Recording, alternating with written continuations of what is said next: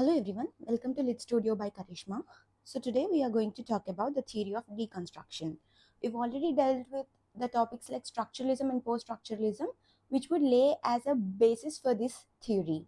Alright, so if you haven't checked out those videos, please make sure you watch them and come back to this video. Now let's jump right into the concept of deconstruction. The term deconstruction related to the French verb deconstruire, which in English connotes to undo the improvement or of the development of or to take to pieces. It simply means destruct something. In French word, the word deconstruire means whatever that has been done till now to undo it. Whatever that has been done, whatever the improvement there is, we have to undo the improvement. It simply means destruct whatever has been done. Deconstruct, if there is a construction, one should take the construction to pieces. That is what the term deconstruct connotes in the French usage. In philosophy, however, the word deconstruction was coined by the French philosopher Jacques Derrida in the late 1960s as a response to the idea of destructive analysis, rendered by the German word destruction, of Martin Heidegger. You should remember who is the French philosopher who gave the term deconstruction. He is Jacques Derrida. So the German word destruction of Martin Heidegger literally means destruction or debuilding. Thus the word deconstruction is genealogically linked to Heidegger. Although it's linked to the French word deconstruire, the term deconstruction in theory is genealogically linked to the German word destruction by Martin Heidegger.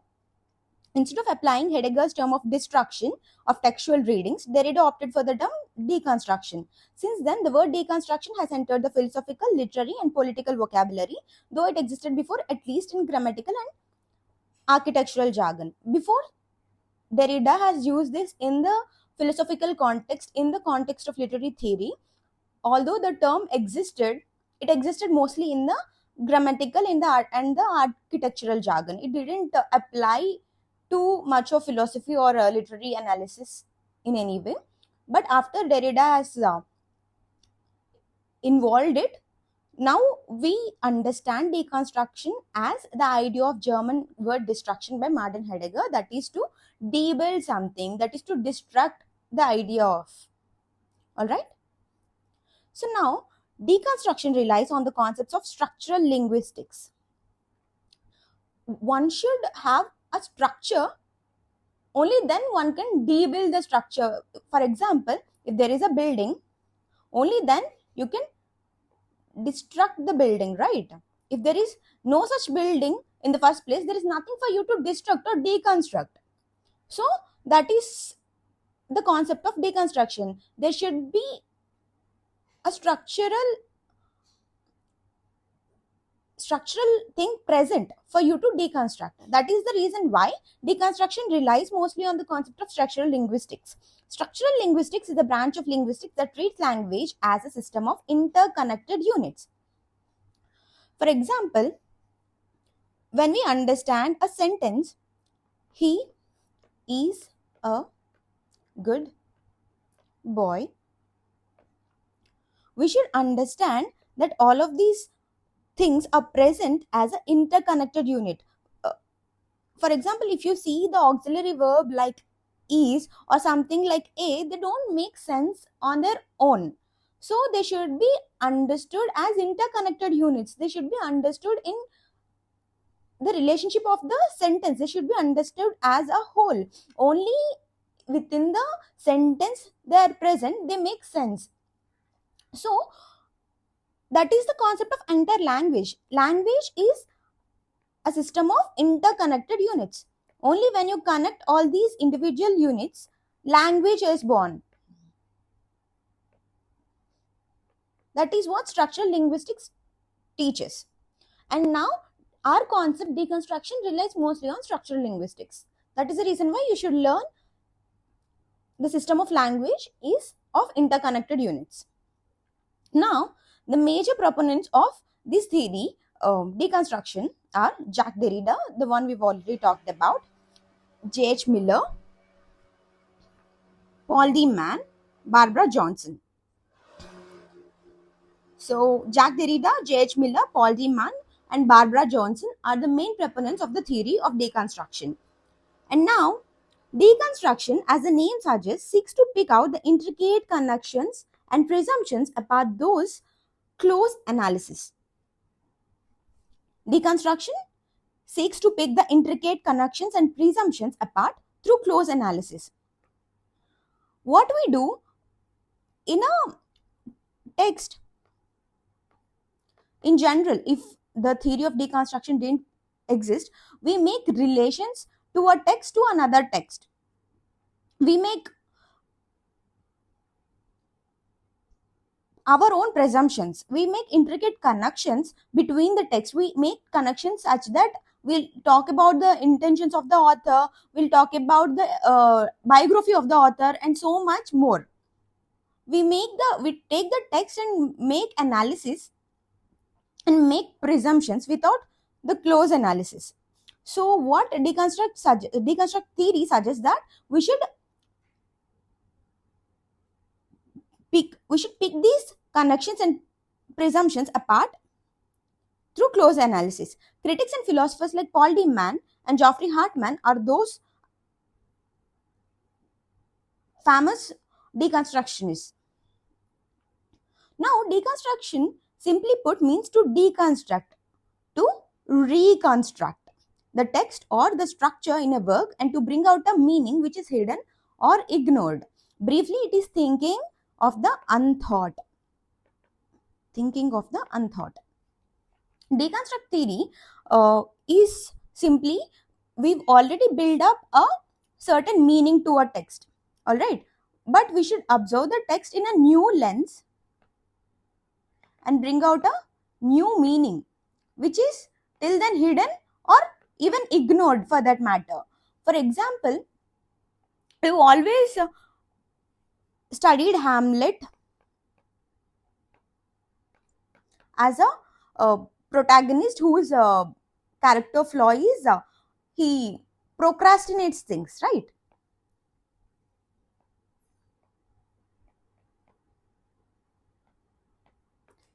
Now, there are new studies that are coming up which will look at Hamlet not just as a revenge play, but they look at the character of Hamlet through the lens of Oedipus complex. Because of his treatment towards Gertrude, his mother, who got married to Claudius just after his father's death. So, there are new studies that are coming up. So, this way of new analysis to the text which was till then not done, we make a new meaning of the text with a new analysis. So that is what deconstruction means. We simply look into the deeper structures. We simply look into the individual, we break the structures and look into individual structure. For example, what structuralism is taught us is that there is a structure to everything, and then you should look into it as a part of a structure. What deconstruction theory says is that every structure can be broken into individual units, and these units can be studied within the part of deconstruction.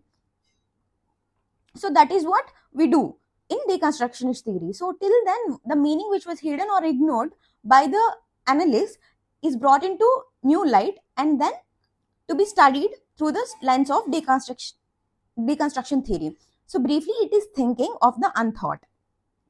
One of the main proponents of deconstructionist theory, Derrida, declared there is no outside text.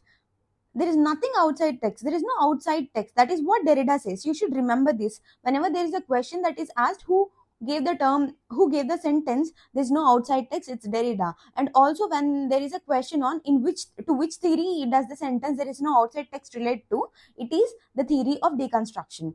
So according to Derrida, a text is not restricted by a book's margins or bindings. Maybe something that is outside the text can also bring out meaning to this text. For example, just like the example that I gave you, Hamlet of Oedipus complex, because there is a book called Oedipus Rex by Sophocles, only then you made meaning of the Oedipus complex of Hamlet.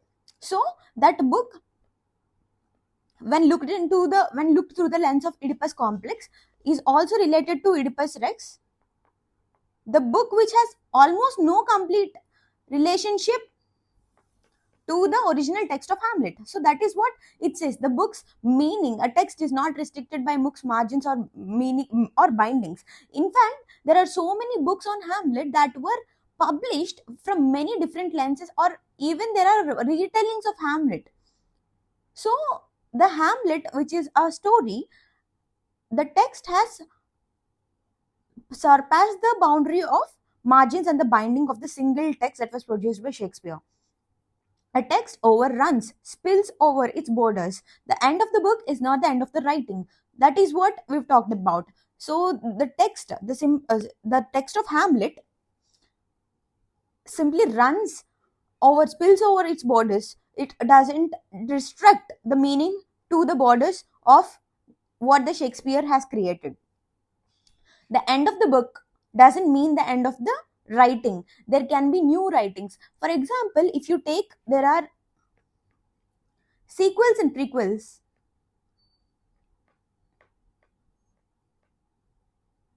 That are produced these days. So even if there is an end of the book, there is that another book that is going to continue the text, that is going to continue the saga, that is going to continue the story. So end of the book doesn't mean the end of the text.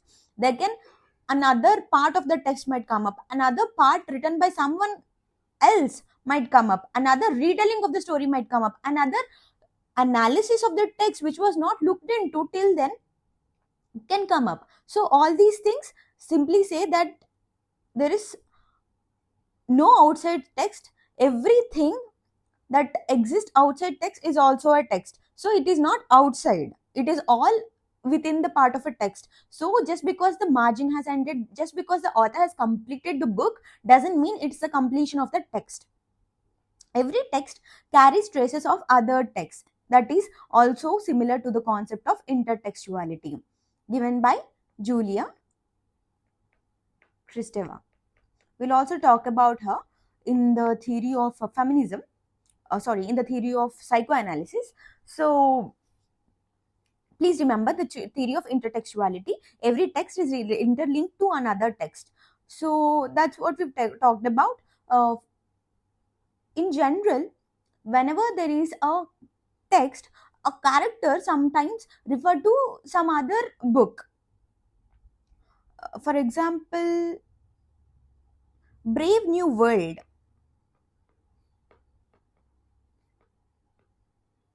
by Aldous Huxley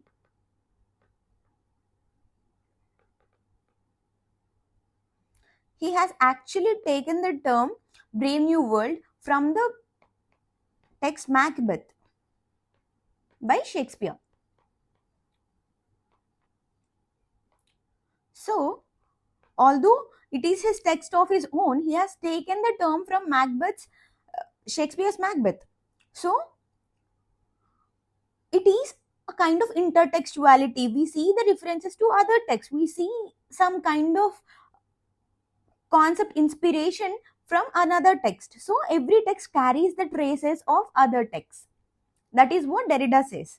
He also says that every text is therefore a network of other texts from which it differs. It also, although Brave New World is carrying the traces of Macbeth because it took the term of Brave New World from Macbeth, it is also different from Macbeth. So it is a network of texts from which it is different.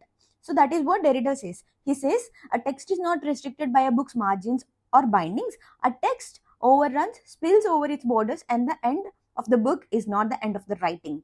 Every text carries traces of other texts, which is a concept similar to that of intertextuality. Every text is therefore a network of other texts from which it differs. That is what the theory of deconstruction is all about. We'll look into the concepts given by Derrida in much detail.